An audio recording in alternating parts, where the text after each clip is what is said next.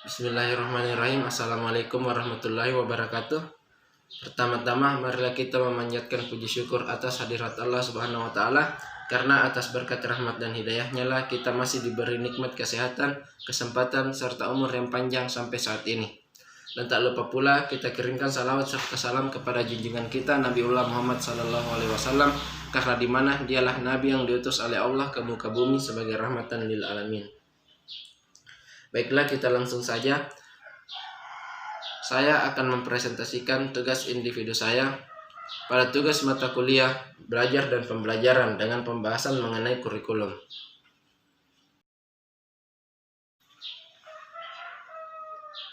Pengertian kurikulum. Secara etimologis, istilah kurikulum berasal dari bahasa Yunani, yaitu kurir and curer, yang dimana kurir yang berarti pelari dan curer yang berarti tempat berpacu. Itu berarti istilah kurikulum berasal dari dunia olahraga pada zaman Yunani kuno di Yunani, yang mengandung pengertian suatu jarak yang harus ditempuh oleh pelari dari garis start sampai finish, kemudian digunakan oleh dunia pendidikan. Adapun pengertian secara terminologi, yaitu istilah kurikulum yang digunakan dalam dunia pendidikan, yaitu sejumlah pengetahuan atau kemampuan yang harus ditempuh atau diselesaikan siswa guna mencapai tingkatan tertentu secara formal dan dapat dipertanggungjawabkan. Sedangkan menurut bahasa Latin, kurikulum berarti jalur pacu. Adapun berbagai pengertian kurikulum yang diungkapkan yaitu yang pertama, kurikulum sebagai program pelajaran, kurikulum sebagai isi pelajaran, kurikulum sebagai pengalaman belajar yang direncanakan, kurikulum sebagai pengalaman di bawah tanggung jawab sekolah, dan yang terakhir kurikulum sebagai rencana untuk dilaksanakan.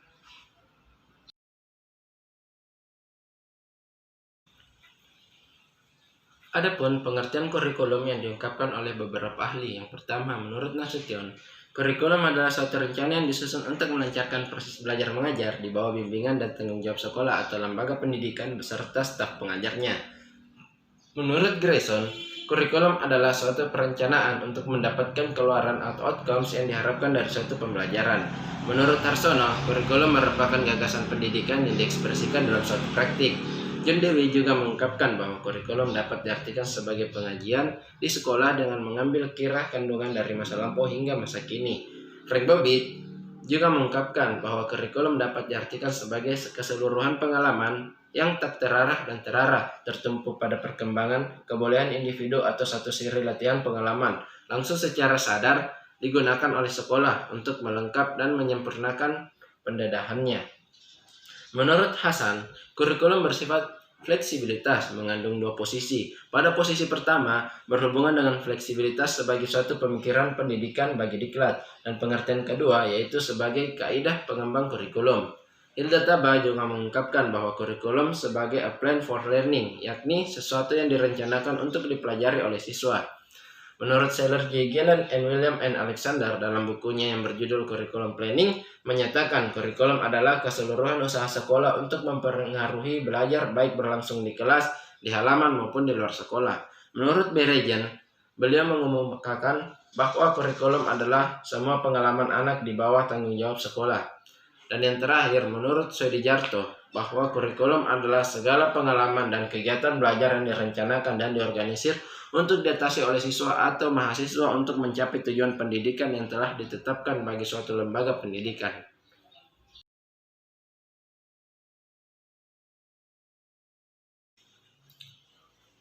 Dalam Undang-Undang Republik Indonesia Nomor 2 Tahun 1989 Pasal 1 Ayat 9 menyebutkan bahwa kurikulum adalah seperangkat rencana dan pengaturan mengenai isi dan bahan serta cara yang digunakan sebagai pedoman penyelenggaraan kegiatan belajar mengajar.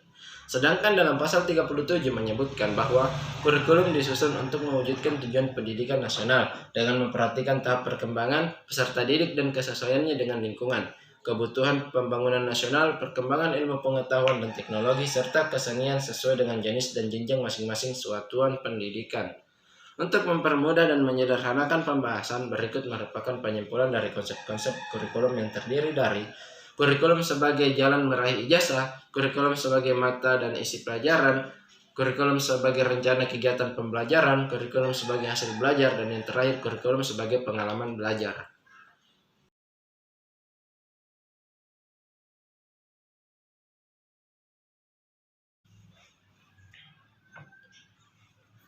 Landasan pengembangan kurikulum. Kurikulum merupakan wahana belajar mengajar yang dinamis sehingga perlu dinilai dan dikembangkan secara terus-menerus dan berkelanjutan sesuai dengan perkembangan yang ada dalam masyarakat.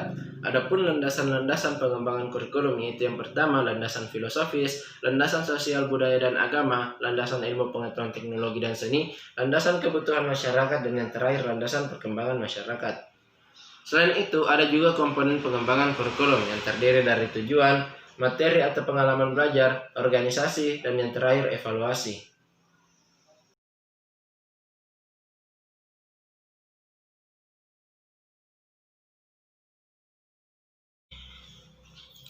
Prinsip-prinsip pengembangan kurikulum.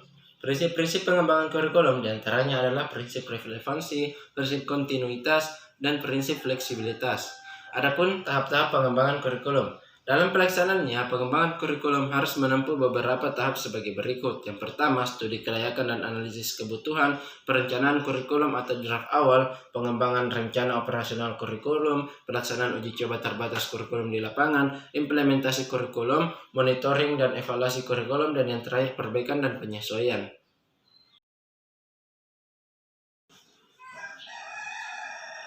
Fungsi kurikulum. Secara umum, fungsi kurikulum adalah sebagai alat untuk membantu peserta didik untuk mengembangkan pribadinya ke arah tujuan pendidikan. Kurikulum itu adalah segala aspek yang mempengaruhi peserta didik di sekolah, termasuk guru dan sarana serta prasarana lainnya. Kurikulum sebagai program belajar baik siswa, disusun secara sistematis dan logis, diberikan oleh sekolah untuk mencapai tujuan pendidikan. Sebagai program belajar, kurikulum adalah niat, rencana, dan harapan. Menurut Alexander Inglis, fungsi kurikulum meliputi fungsi penyesuaian, fungsi integrasi, fungsi diferensiasi, fungsi persiapan, fungsi pemilihan, dan yang terakhir fungsi diagnostik.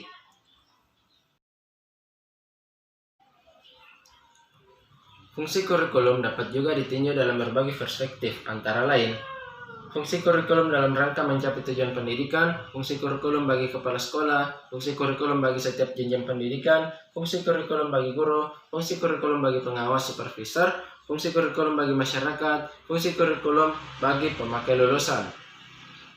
Peranan kurikulum. Menurut Umar Hamali, kurikulum bagi program pendidikan di mana sekolah sebagai institusi sosial melaksanakan operasinya paling tidak dapat ditentukan 3 jenis kurikulum. Yang pertama, peranan konservatif, peranan kritis dan evaluatif, dan yang terakhir peranan aktif.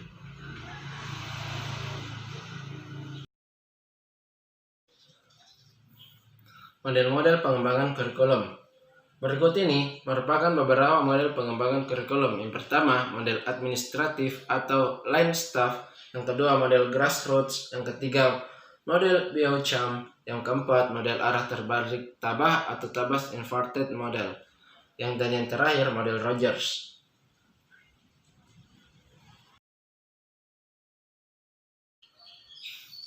Perkembangan kurikulum di Indonesia.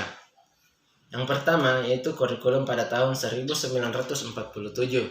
Yang kedua adalah kurikulum pada tahun 1952 atau Rencana Pelajaran Terurai 1952. Yang ketiga yaitu kurikulum 1964, Rencana Pendidikan 1964. Yang keempat yaitu kurikulum pada tahun 1968.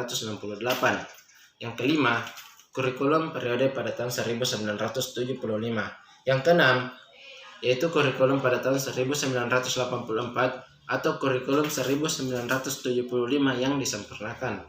Yang ketujuh, kurikulum 1994 dan suplemen kurikulum 1999. Yang kedelapan, yaitu kurikulum pada tahun 2004, KBK atau kurikulum berbasis kompetensi.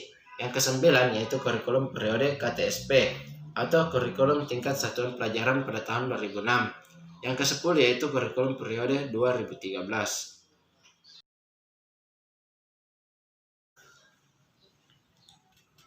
Dan itulah tadi penyampaian materi saya. Semoga bermanfaat. Lebih dan kurangnya mohon dimaafkan. Wabillahi taufiq wal hidayah. Assalamualaikum warahmatullahi wabarakatuh.